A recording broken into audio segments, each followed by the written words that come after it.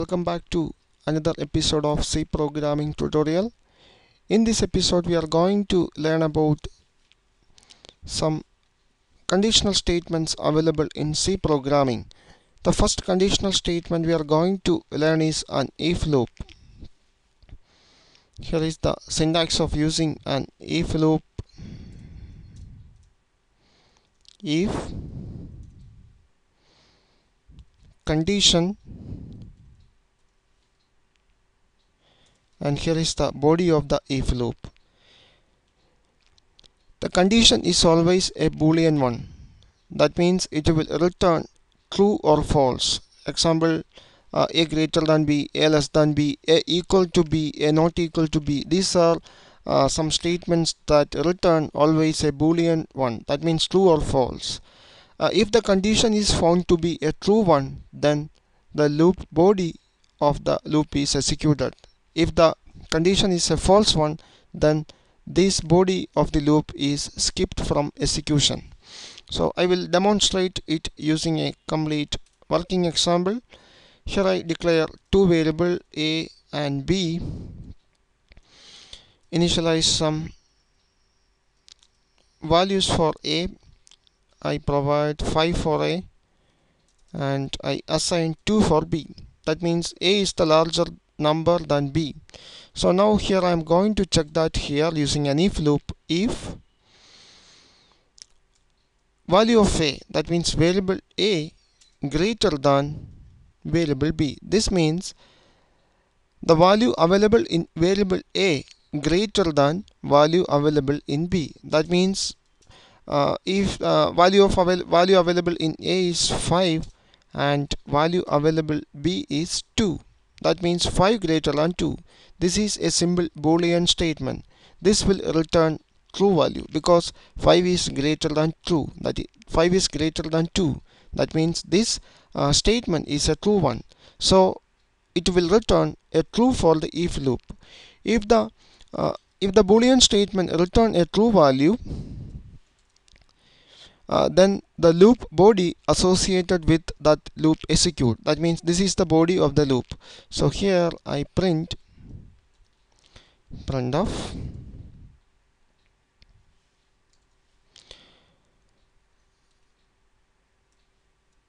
percentage d is greater than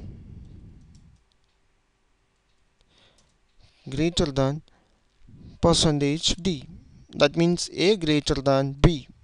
So first you have to provide variable a, then you have to provide variable b as values. Okay, save it, save the program. Now compile it. Okay, successfully compiled. Now run it. Here you can see that 5 is greater than 2. Here I am going to make another if loop.